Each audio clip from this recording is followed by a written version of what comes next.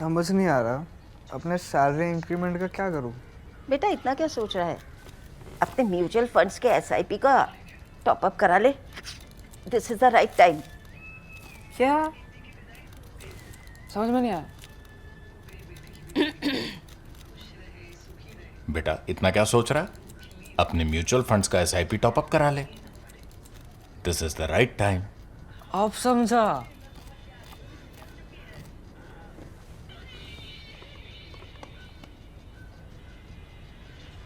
Mutual fund investments are subject to market risks. Read all scheme-related documents carefully. When you see DK Singh joining me to cut the clutter, you know, first of all, that we are talking about some really complex politics in the country, complex and important political story in the country. And the second, that most likely it's an issue where I am out of my depth, and that is Tamil Nadu politics. Tamil Nadu politics has seen a big change now.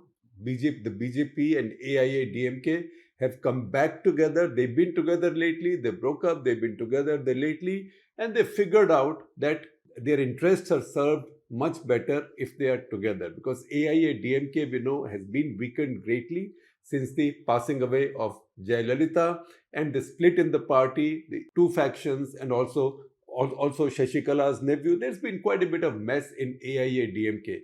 However, it has still been able to keep quite a bit of its vote share intact. Its breakup with the BJP was a crippling blow, and also the breaking up of the larger alliance, and that is what has given the DMK Congress left, along with some other partners, that alliance, an almost impregnable situation in Tamil Nadu politics. That's what BJP is trying to challenge now. BJP tried to be on its own the last time. It did not work. In parliament election, I will give you some data to begin with, and then I will bring DK in to explain to us what's been happening with these alliances, because alliances in Tamil Nadu are very difficult to keep track of, because both parties, DMK, ADMK, have been on both sides. So very often it's like chasing a moving target. If you just see the last two elections which are of relevance right now, the 2021 assembly election and 2024 parliament election. What's the difference there?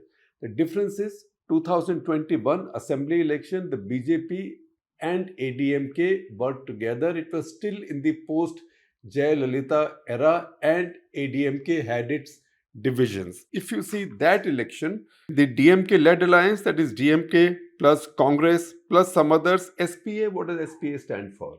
That is Secular Progressive Alliance. Secular Progressive Alliance, SPA, yes. So DMK, Congress, left, and some other smaller parties, they together got 45.38% of the vote. That got them 159 seats out of 234. Frankly, they had expected to get more than that, and some of the polls had also shown them getting more than that. So ADMK did better than it had expected. ADMK and BJP together, or the NDA with a bunch of other regional parties, they got 39.71% of the vote. So the gap was about 6% in 2021 assembly elections. In 2024, by the Lok Sabha elections, AIADMK broke away because AIADMK was going through its own internal struggles. One dominant leader was not there, so two leaders who both wanted to be chief minister, EPS and OPS, they were fighting, and in that messy situation, ADMK broke away. In that election, the figures that finally came out are fascinating. DMK, Congress left with their other allies, that alliance, they got 46.97, let's say 47% of the vote. It's a lot of vote in an Indian election. 47%, but how did the others do? AIADMK with its allies got 23% of the vote. NDA, led by the BJP, got 18.28% of the vote. You add the two, it becomes 41.33. So once again, 46.97 and 41.33. What's the difference? It's just over 5%. And also, when ADMK and the BJP were together, even then the difference was just over 5%. So what this tells you is that DMK Congress left combination is very strong. They have a leader in Stalin, which is something that ADMK lacks. BJP thought that they will make up for it by having Annamalai there, but that did not work. So BJP has now seen the light that they need a Tamil Nadu ally. If they have to have any chance of reaching their last frontier or winning their last citadel that they want to conquer, then they will have to have a Dravid party as their partner. However, when they were on their own in 2024 elections, they got their highest voting percentage. They got 11.24%. In the assembly election in 2021, when they were partners with AIADMK, they got only 2.62% of the vote. That 11.24% of the vote, that suddenly almost a 4.5-fold increase in BJP's vote share. The local loyalists of Annamalai would give the credit to him, and otherwise you would say that this was the additional Modi vote. Now, within that, there is 5% gap, we know, between the two alliances, but in both cases, the vote share seems frozen. So even when AIADMK has been in such a mess, even when they and the BJP split, even then the vote share was about the same. That shows a great deal of resilience of that vote share. It just has to change by 2% and all bets are off. Because I see there are a couple of other parties, NTK, which gets almost 8% of the vote, and then AMMK, etc. So if those can be brought into any alliance, it changes things. How do you look at the larger picture in Tamil Nadu? See, for both the BJP and the AIADMK, there is no option as such. Separately, they're doomed to fail. Especially when you have a third player, that is Vijay's TVK. Actor Vijay's party, TVK, I mean, there is some kind of unpredictability with it. So they have done their internal surveys. And those posters tell us that he is actually having a vote base of around 20% by now. I mean, it is a surveys. But if he is gaining traction among 20%, it's a big deal, and elections are 1 year away. So if you have the triangular contest, mainly you will have, of course, like individual parties contesting separately. But you have triangular contest when you have the NDA, you have the DMK-led alliance, and you have Vijay. It is advantage DMK. Depends, because earlier we were expecting Vijay, or generally, no, I should not say we were expecting. When Vijay made the entry, he was very clear that he saw the DMK as the political enemy and the BJP as the ideological enemy. And we were expecting some kind of alliance between Vijay and the AIADMK. That would have a very natural thing. That would have become a very formidable alliance. That has not happened now because Vijay is not going to join the NDA anymore. In the triangular contest, and given the gap of 5% we have been talking about, so far, I mean, as it looks like, it may be advantage DMK. What is this Vijay's appeal? I know that he was a popular actor. Mostly it's his fan club, because in terms of his ideology, he's not very clear. I mean, he's not very different from what the DMK is or from the AIADMK is. So he has not really come up with any novelty in his politics, but he's a star power. I mean, that seems to be working. Yeah, and still, because these both Dravidian parties have been ruling the state for decades. Now, if you want to look at an alternative, Kamal Hassan couldn't be an alternative. Vijay Khan could not be an alternative. Now you have another star coming the fray.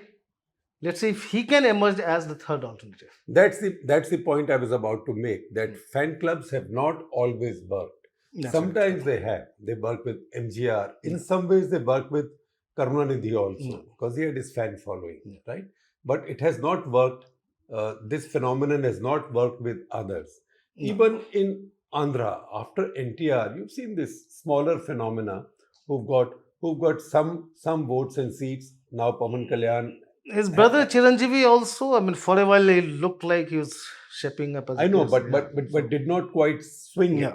None of them could become NTR, right? So there are limitations to this fan following business.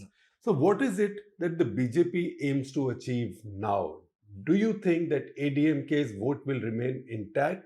And if so, what is it that ADMK's voters see different in that party from the DMK and vice versa? It's the same ideology. The narrative, the way the DMK has built a narrative again, we have been seeing for over the last couple of years, I mean, be it on the Governor Arun Ravi's frequent interventions and the way the government has been reacting. So for the DMK, it's going to be the Tamil Asmita blank, Tamil pride blank. Be it the issue of the three language policy controversy, be it NEET, be it delimitation. So on all these issues, Amit Shah was asked today that AIADMK has been opposing all this. Both AIADMK and DMK are opposed to these things. How do you reconcile? So Amit Shah said, well, we may have a common minimum program. But that is going to be very difficult for this alliance to explain.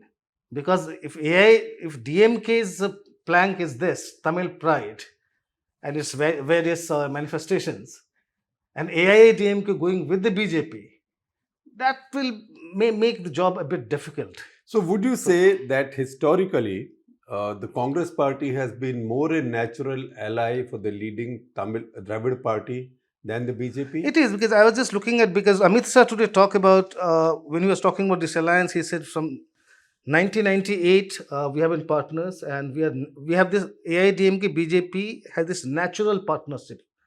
What he said. Now I was looking at all the Lok Sabha and Assembly elections since 98. Now BJP aligned with the AIADMK 4 times in both Assembly and Lok Sabha elections. BJP and AIADMK. Just 4 times. BJP has aligned with DMK twice, in 99 and 2001. 99 Lok Sabha election, and we know the background because Jayalalitha had brought down the... She pulled down the Vajpayee government the second time. First time he fell in 13 days because he had no numbers. Second time, while the war on Kargil had started, he was brought down by 1 vote. Yes. And that was interesting because 98 BJP and AIADMK had entered into an alliance for the first time. And BJP did pretty well. BJP won 3 Lok Sabha seats in that alliance. In Tamil Nadu, yes. Then in the 99 Lok Sabha election, actually BJP and... In fact, even a BJP national president was from Tamil Nadu, Jana Krishnamurthy. Then you have BJP DMK going together.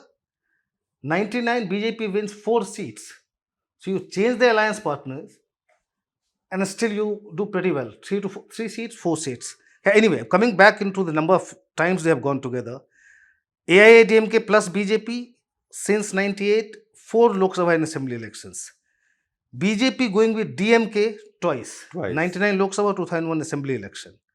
Now look at Congress. Why Congress and DMK look like more natural allies.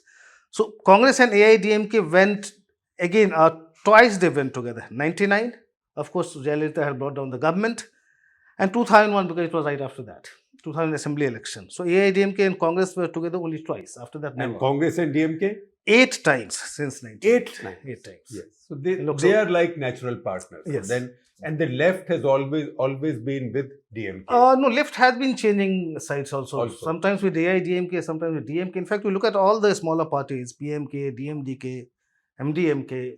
I mean, all these parties have been switching sides. And what are these parties? Are these parties with different ideologies or different caste bases? Different caste bases, actually. Like ideology, more or less, in Tamil Nadu, you see everybody talks about Dravidian ideology. Right.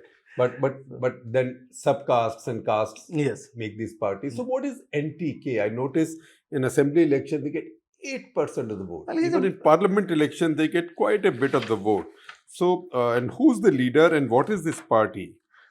He is a kind of a maverick politician who has tremendous appeal among a section of people. I mean, it's very strong. So if I can give you exact figures, in 2024 Lok Sabha 8.2%. 2021 Vidhan Sabha 6%. That, with the gap between the two alliances is 5%. Is a lot of vote. He is a lone wolf in a way. I mean, in Tamil Nadu politics. So look at the percentage of votes he gets. The strong Tamil nationalism or sub-nationalism pitch that he makes. That makes him very popular. He's an actor. He was a filmmaker. Oh, he's an actor too. Yeah. I see. He has been gaining ground, but again, and what's his name? Seaman. Yeah. So it's about 6%, 8%. That's his basically. It's also quite humbling to realize how little we understand the politics of such an important large state, because a state that sends 39 members to Lok Sabha is among the largest states in India. Yeah, look at the number of parties, I mean, who are actively participating in one election after another. I mean, you can't even remember the names. I mean, it's very complex and very vibrant, I would say. Yes, That's a- and that's also because it has Oh. come out of a grassroots mass movement. Yeah. Because Tamil politics, just as Hindi heartland, its own politics, Lohiaism, socialism, but essentially the Congress to begin with, Yeah. and then Hindutva. Yeah. Dravid politics is sui generis, Yeah. right? It comes from ethnicity, language.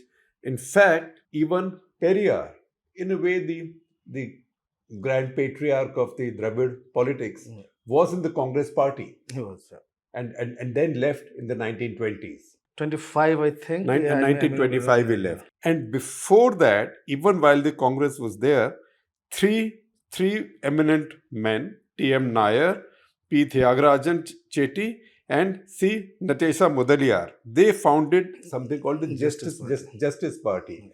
Those days, it wasn't that common to have new parties formed. Yeah. And this was again an ethnic linguistic party Yeah. with its own ideology. 1920, they won the election, and 1921, they came out with it. You can call it a law, communal government order. It was called communal government order. I'm not saying it was communal. Its name was communal government order that laid out reservations. And I think the first law in India laying out reservations. First For- state, yeah. Yes, 44% for non-Brahmin Hindus. For Brahmins, Muslims and Christians, 16% each. That is 48, and 44, 92. And remaining 8% for Anglo-Indians and Europeans. Right? And then 1937, they lost power to the Congress party. And C. Rajgopalachari Rajaji, he became chief minister and he made Hindi a compulsory language in Tamil Nadu. And that led to trouble and start of the anti-Hindi politics, which today persists. It hasn't weakened since then. So his government actually resigned as the Second World War began because Congress was heading towards Quit India movement. And the British then, under pressure from what was Justice Party, under their pressure, the British withdrew that order making Hindi compulsory, the learning of Hindi compulsory in Tamil Nadu. In fact, it was around that time, in 1938 or so, that Periyar, who had already got disillusioned with the Congress party, he crossed over to Justice Party and later he set up DK, Dravid Karagam, which was like, you can say that was the parent of the Dravid party we have today, or if you want, you can go back to Justice Party. And then what happened after that? So then you have DMK coming up in 1949, and as we know later on how MGR broke the DMK to form the AIADMK. That was 1972 when MGR was expelled from DMK on charges of misappropriation of funds, right? And then he set up a party in the name of Anna. C.N. Annadurai became the first non-Congress chief minister in what was then Madras. He, in fact, renamed it Tamil Nadu. And since then, a Dravid party has always used Tamil Nadu. That is 58 years. It's a 58-year non-stop sway. The Congress party has never come anywhere close to power since then. In fact, Kamraj was the chief minister of the Congress party in the 60s. He left because he started the Kamraj plan. He left. He is the one who started midday meal and many other welfare programs like that. And then Dravid parties took these forward from there. The last Congress chief minister in Tamil Nadu, if I remember correctly, DK, correct me if I'm wrong, was Vatsalam, who was the father of Jayanti Natarajan, who served in the Congress party as a minister. So then that is where the Congress rule ended, and since then no national party has been able to acquire anything more than a sideways foothold in Tamil Nadu, and these two parties have changed positions. In fact, in 1971, right, Congress was in power till 67. In the next assembly election, Congress does not contest the assembly election. This fight has gone on. This is a Delhi Chennai, or what used to be Delhi Madras fight, because no powerful government in Delhi liked the idea that you could have in Tamil Nadu, such a large state, a party with a completely different ideology which would sweep every election. And that's why Mrs. Gandhi in 1976, during the emergency, dismissed Karunanidhi's government, because for her misuse of Article 356 was just routine. He was also opposed to emergency. So He was also opposed to emergency. In 1977, however, while all those who supported the emergency got defeated, MGR's Anna DMK won that election and he came to power for the first time. So this is that cluttered history, so cluttered that I suspect sometimes that even Wikipedia will get confused. So DK, what are the prospects now? DK is DK Singh. DK is not the precursor of DMK, because the precursor of DMK was DK that Periyar had founded. So DK Singh, what are the prospects in Tamil Nadu now, and what does the BJP want? What is the statement from the BJP in doing this? BJP, if you look at the growth part, so 99 was the best, as I said, when they got 4 Lok Sabha seats. After that, when the Modi phenomenon started rocking India all over, in 2014, BJP went alone. Alone means there were smaller parties, of course, but 2 major Dravidian parties were not with them. And yet, that NDA, without AIADMK or DMK, won 2 seats. One went to PMK, one went to BJP. That was really a high point.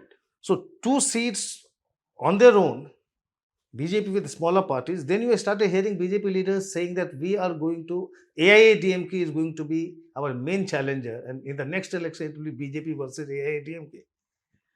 Now that was the kind of aspiration with which BJP started there in the Modi era, and that went on. Then finally they had to go in an alliance with the AIADMK in 2019. It split. Then again you have a phenomenon called Annamalai, who changed the entire thing. The kind of momentum he generated for the BJP. Again, they started growing very ambitious. And Annamalai was actually looking beyond AIADMK and DMK. He was trying to create a niche for the BJP in Tamil Nadu politics. A nationalist Hindu niche. Yes. And he was looking at dislodging Dravidian parties from power. And that's when what happened in 2024 came as a big blow. And then the BJP realized that, it's probably not the time to go on a big ambitious venture here in Tamil Nadu. So in fact, atheism, on which Dravid politics was based, atheism has been weakening over time. Temple visits by Dravid leaders have increased. There is no condemnation of Hindu gods, goddesses, Hindu way of life, Hindu rituals, etc. So there's been a much greater embracing of the faith from all sides of the Dravid parties, more or less, barring the odd one. And I had written about this during the 2016 Vidhan Sabha elections when I travelled. I had written a writings on the wall, of which I will share a copy with you. So please check out the link with the description of this video. That said, DK, and let's conclude with this. What is the future of Annamalai now? Very popular in the BJP's base. Yeah, Annamalai, we have seen what has happened to his predecessors. See, when we talk about the BJP's outreach in Tamil Nadu, we always look at it as Hindutva's expansion or Modi's appeal. But if you look at the BJP state presidents, BJP has been actually working consistently on social engineering in Tamil Nadu. So Annamalai predecessors, and you had somebody, say Pon Radhakrishnan, for instance. So he was in Nada. You have Tamil Sai Soundararajan in Nada. Murugan, a Dalit. Annamalai goes as Gounder. So BJP has been very silently, they have been trying to work on different caste groups. It's not just about Hindutva. And so even when they leave, we saw Murugan and Pon Radhakrishnan, they became union ministers. Tamil Soundararajan became a governor. So given this history, Annamalai is going to land up at a very comfortable position in Delhi, and most probably in the Council of Ministers. And you don't rule out the possibility of his coming back to Tamil Nadu in the course of time, because he's got age on his side. Later, because AIADMK had issues with him. So as long as the alliance lasts, probably EPS would not like him to be very active in the state. But knowing Annamalai, he is very aggressive and he's not going to let it go. Now, also given the history of the BJP and its alliances, BJP has always ended up taking at least a large part of its allies' vote. The latest example being Shiv Sena, and that's happened across the country. So, is that something that ADMK should worry about? And also, by that logic, is that something that say Chandrababu Naidu should worry about? In 2023, when the AIADMK decided to pull out, the ostensible reason given was that Annamalai was insulting their former leaders like Jayalalitha. He had spoken about former chief ministers getting convicted in corruption charges. That really irked the AIADMK. Then he had said something about Annadurai insulting Hinduism. That actually that riled the AIADMK. But at the root of it was like insecurity, not just at a party level, individual level also. For instance, party level I am saying because look, whatever Hindutva bank, vote bank you may be talking about, or people with nationalistic outlook, Hindutva, or you talk about Brahmins, the vote bank BJP is looking at, they are mostly with the AIADMK. Jayalalitha cultivated that vote bank. For Brahmins, for upper caste, Jayalalitha was there. For you talk about Hinduism.